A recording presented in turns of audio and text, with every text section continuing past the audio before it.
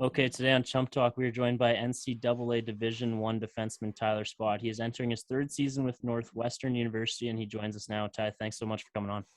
Yeah, no, thanks for having me, guys. I'm looking forward to it. Yeah, as Brady said there, thanks for coming on today. First of all, just kind of tell us where you are now and what the last few weeks have looked like for you, because I know your hockey season's about to get going here. Yeah, so we start October 2nd, but I've been at school in Boston for the past 2 weeks now. We just started practicing last Wednesday. So, no, we're finally getting back into the swing of things. And we have a good group here, young group, and we're super motivated, and hopefully we'll win a national championship. But no, everything's good so far. I can't complain at all. I want to start off here because I don't know if you saw a couple weeks ago we had one of your good buddies, Jack DeBoer, on. Did you see that? Did you catch that one? Oh yeah, he's telling me all about it. So yeah. Okay. Well, we should give you the chance to chirp. Did you hear the interview by any chance? Yeah, I heard it a bit. I heard part of it. Yeah. Okay. No. Well, we should give you the opportunity to chirp him anyway, because I know you. There was the bean pot, right? Oh yeah, the bean pot. Yeah, in Boston. Yeah, it's all 4 schools, so it's us, BU, BC, and Harvard. And fortunate enough, my freshman year, we were fortunate enough to win it and beat BU in the finals. But yeah, that was a pretty incredible night. Like, I've never played in front of 18,000 fans before at the Garden where the Bruins play. So no, it was pretty special. And my mom and sister were in the building too. So it was something for them to see as well. It was just like an NHL game. So hopefully everything with COVID and everything goes well, and we'll be back there again this year, hopefully. Why I brought that up is because we asked him too at the start of the interview, and I want to ask you as well, that being the son of a head coach, the amount of traveling you would have done in your minor hockey days and over your minor hockey career, you might be one of the few people that can relate to him as far as traveling around for minor hockey. I'm not exactly sure how you did, but can you just give us a quick breakdown of minor hockey into junior and kind of just give us everywhere you kind of played, if you can do that quick. Yeah.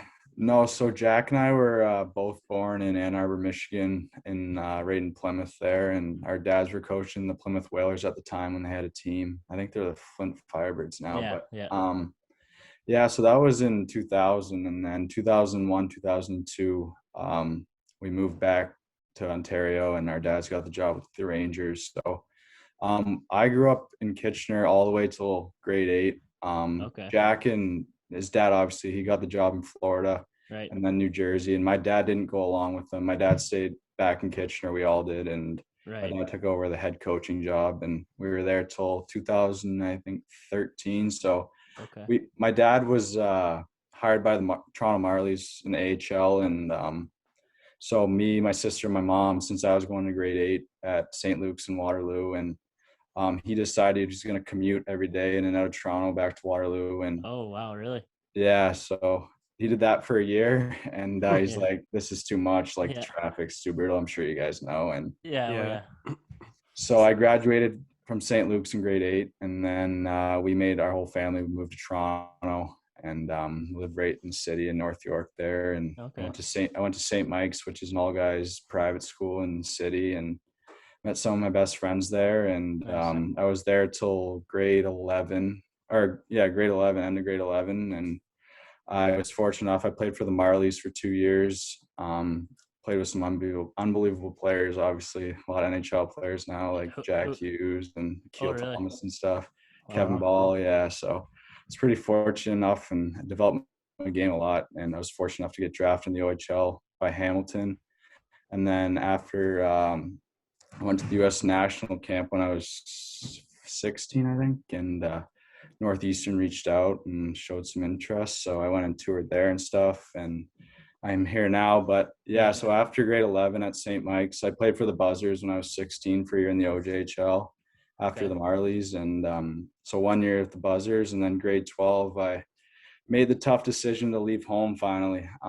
It was a tough decision. I was either going to graduate at a prestigious school or head to Green Bay, Wisconsin in the USHL to pursue my hockey career. So I decided to go to Green Bay and do grade 12 in Green Bay, graduate from there and play for the Green Bay Gamblers. I met some of my best friends there as well. And I played there for 2 years. So I took one gap year after grade 12 and played in Green Bay again. And fortunately had a good enough year where I was able to step into Northeastern, and it's been, the rest is history. So awesome. Yeah, no, it's going well though. But going back to your point about moving around a lot, obviously my dad's with Vegas now. So I was in Waterloo, then Toronto, and then I went to Green Bay. And then my sister stayed back in Toronto while my dad was with San Jose. For 4 years, and my sister finished high school in Toronto, and now we all moved out to Vegas. We still got a place in Toronto and on Lake Simcoe, but we go back there in the summers because Ontario's home for us. But so my mom, my sister, and my dad are actually out in Vegas now for the year. So crazy. Wow. Crazy. That's pretty amazing. Yeah. I have so many questions from all that.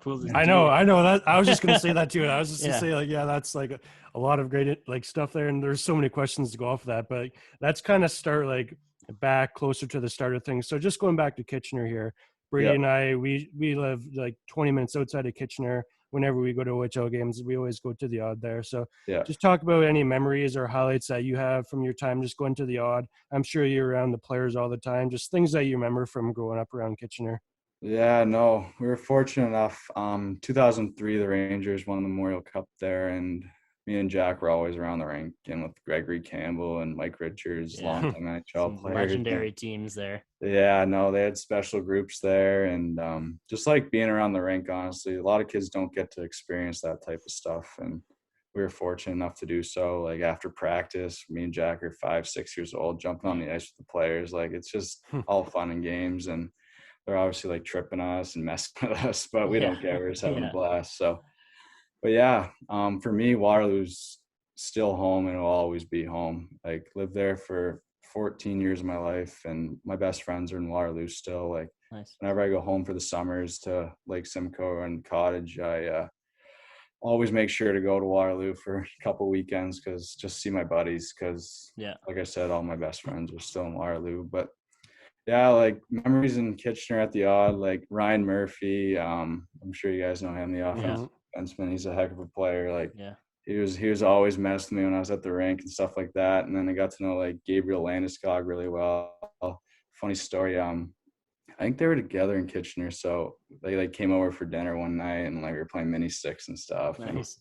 And, it's just little things like that go a long way and stuff I'll remember forever. And those guys are pro hockey players now, and Gabriel Landeskog, we obviously know who he is. So it's pretty cool stuff. This might be an extremely random question, but this is something that Dan Liebold set up for us every year in our hockey organization, Twin Center. It was in Wellesley there. Kids and Cops. Do you remember that at all? Because we always, like the Kitchen Ranger players, they would always come. So I'm just curious, like if you ever would have made the trip out to Welleslly to come for an event like that or not. It would have been when you were pretty young, so it's not something you might remember, but I actually do remember that. Like I haven't thought about that in a while until I actually, really? You haven't thought about Wellesley? No, that's weird. Not that way, but I actually do remember. Wow. They had always had like that blow up like shooting area and stuff. Yeah. Man, that was the highlight. I still have a picture when I was really young of it was me in between Mike Duco and Mike Richards. Yeah, I got one with Mike Richards. Yeah. It was in between, and then every team that raised the most money got to do a game against the Rangers at the end or something. So that's where I got that picture with them. I remember that. I remember like is it the Apple Jacks like locker room? Yeah. I know. I actually remember that. That's crazy. That is crazy. Yeah, I wasn't sure where that question would go, but that turned out pretty well. Okay, we're gonna kind of hop around here, but here's one I don't want to forget about because football season just started. I'm not sure how dialed into the NFL are you? Are you pretty dialed in? Yeah, once I moved to Green Bay, like I never had like an NFL team growing up, but is that the team for you then? Yeah, because like growing up in Canada, you guys know. Yeah. I'm a Dolphins fan, so. Yeah, like I'm a Panthers fan. You just pick a team and kind of roll with it. Yeah. Okay, well, here's what I'm going to ask about that. Obviously, yesterday wouldn't have gone so well for you if you're watching the game. Aaron Rodgers, tough game for the Packers yesterday. But what's the city of Green Bay like? Because you hear a lot about it. Like it's one of the smaller NFL cities, and it just seems rowdy, and the Lambeau Field there seems insane. Yeah, no, it's actually like quite something. It's definitely something everybody should see. Like it's kind of like Waterloo, but not even as big. It's just like houses and stuff. And the next thing, like you like drive down the highway and there's a huge stadium in the middle of nowhere. Yeah. but I was fortunate enough to like go to 2 or 3 games when I was there, and just like the tailgating, the whole scene there, it's like a mile radius around the stadium, just like straight tailgating, like the whole like state basically just goes crazy for the games. But yeah, I was fortunate enough, like I said, my billets took me to a couple games, and Unreal. Yeah, I've never been to an NFL game before then, and it was unbelievable. Were you worried Rogers was going to be gone in the off season? Yeah, I don't know. I know the whole city was freaking out. My billets and everything. Yeah, but I don't know. Everyone's happy that he's back, but I don't know if he wants to be there or not. But see what happens in the future. You were around a lot of OHL players, obviously being around Kitchener there. Were there any specific players you looked up to yourself, just as like even how you like model your game today? Just someone you looked up to, someone how you wanted to play, like just like obviously you talked about Ryan Murphy as an offensive defenseman there, and you're a defenseman yourself. Just any players like that from Kitchener that you just really looked up to and wanted to play exactly like? Yeah, no, I would say Ryan Murphy for sure. I was really close with him and fortunate enough got to know him pretty well, and he's a heck of a hockey player, and he was super offensive in the OHL and put up a ton of points. So honestly, I wanted to be like him when I was growing up because he was undersized like myself, and he could skate like the wind, and he was super smart. So I would say probably him would be the number one. Yeah. Talk about that decision to go the NCAA route, because you mentioned earlier drafted by, did you say Hamilton? Yeah, Hamilton. So obviously with you growing up, you knew a lot more about the OHL than the NCAA, I'm assuming, because you were around that growing up as a young guy. What went in the decision to choose the NCAA route for you?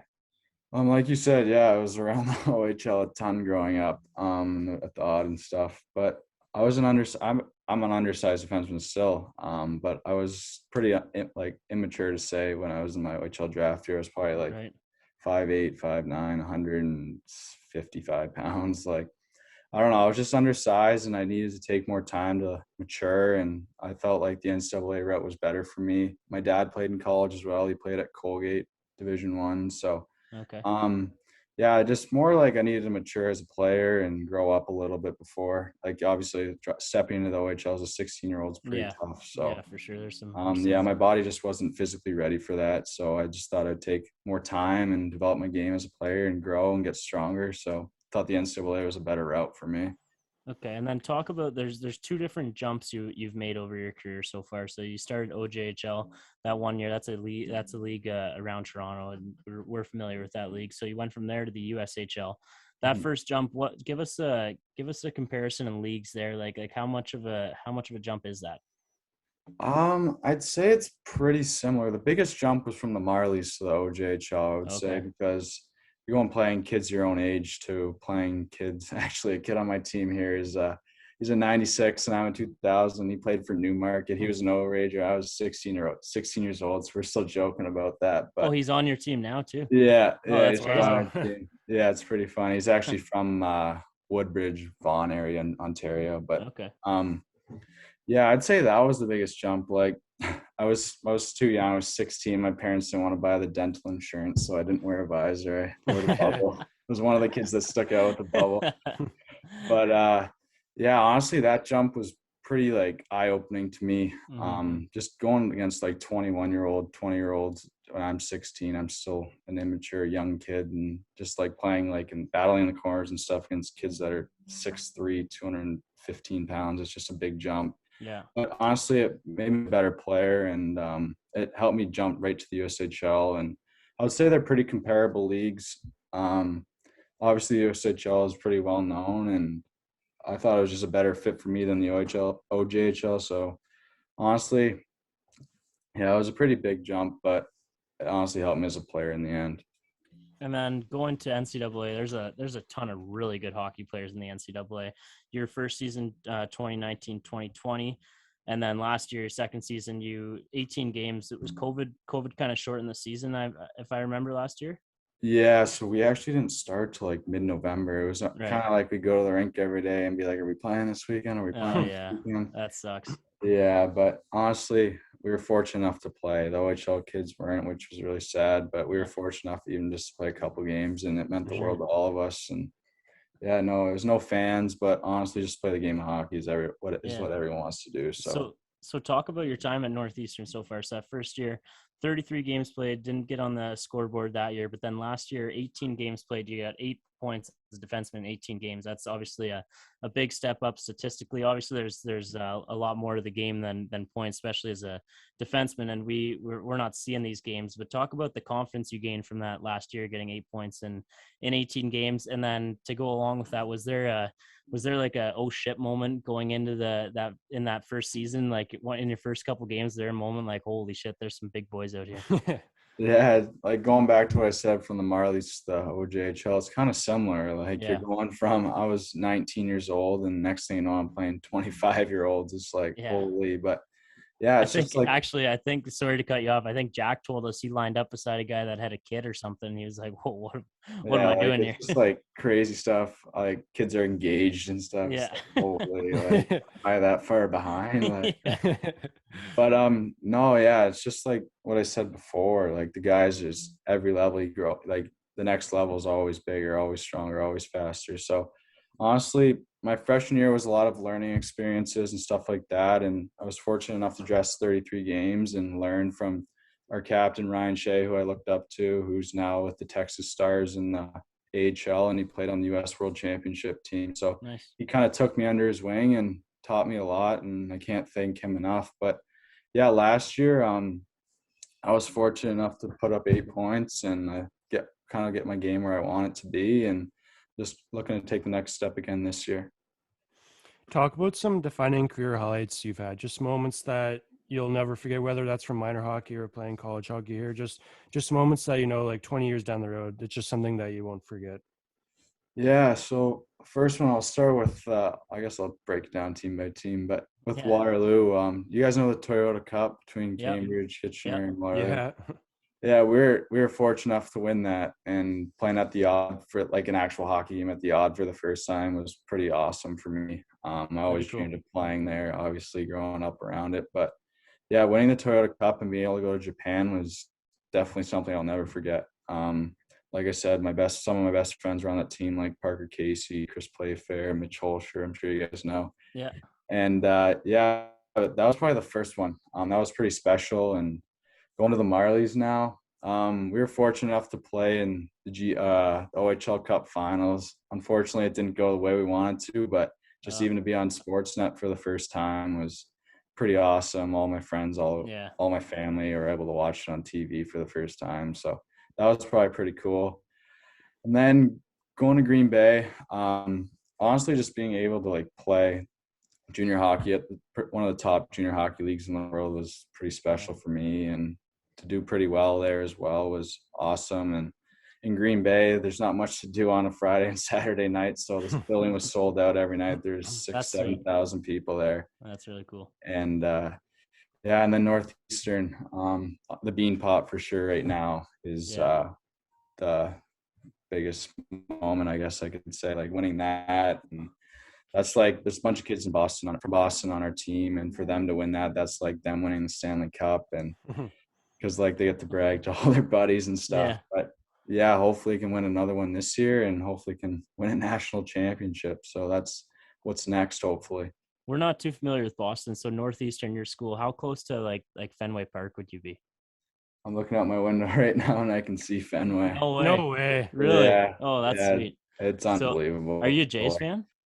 I am. Yeah. Good. So I'm hoping they make the wild card game, and it's here, and hopefully I can go to the game. That's actually looking like a decently likely scenario right now. They play Tampa Bay this weekend here, or this week, so that's gonna be scary.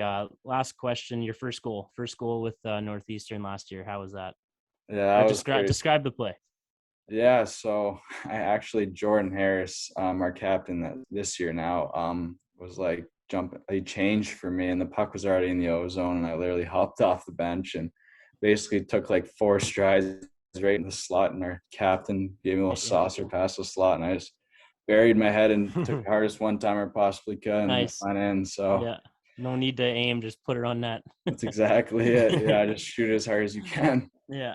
I love that. And then, okay, actual last question. Poolsy, you go ahead. Yeah, I got one here. Yeah, no, just obviously Steve's been around the NHL for quite a long time now. So just like, I'm sure you've been around NHL arenas a lot, just with Steve being around there. Just what are some memories you have from that as well? Any cool encounters, meeting any players or anything like that? Or just what are some cool stories from being around that NHL rink all the time? I always give my sister crap for this one. We were at the it was Game 6 in Pittsburgh in the Stanley Cup Finals when San Jose was playing Pittsburgh, and we were sitting like pretty good seats, like we could see the whole ice and everything. And she's on her phone the whole game. I'm like, it's literally like the Stanley Cup Finals. Yeah. Like she's playing games on her phone. She doesn't like hockey, but like I was like, geez. And then back to San Jose, when they were in Minnesota, and I flew to Minnesota from Green Bay, which was like a 35-minute flight or whatever. And yeah, I was fortunate enough to go down on the bench for warm-ups, and Brent Burns comes over. I was like, oh boy, like he's gonna do something to me. There's like something coming here. My dad's like warning me. He's like, you better look out, like something's coming here. And he did the old, he turned his back to me and like squirted his water bottle over his shoulder. I'm wearing like a dress shirt and dress pants. And I'm just absolutely soaked for the rest of the game. I was like, you gotta be kidding me. Yeah, no, he's an unbelievable guy. I'm fortunate enough to like get to know him a little bit, and he's quite the character, but he's an unbelievable dude. And him and Joe are Jumbo Joe. So yeah, I was fortunate to meet those guys. Tell you about any of his animals or anything? Yeah, he wants my dad and I to fly out there for a weekend. It's quite something. I'm sure you guys have seen a documentary on it, but yeah, I've seen.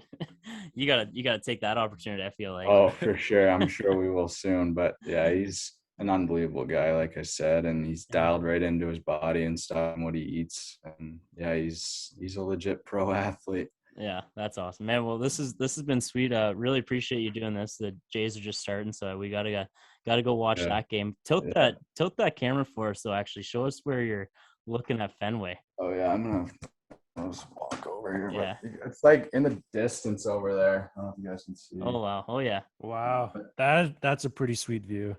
That is awesome. They treat us pretty well here. Yeah, it's like nice.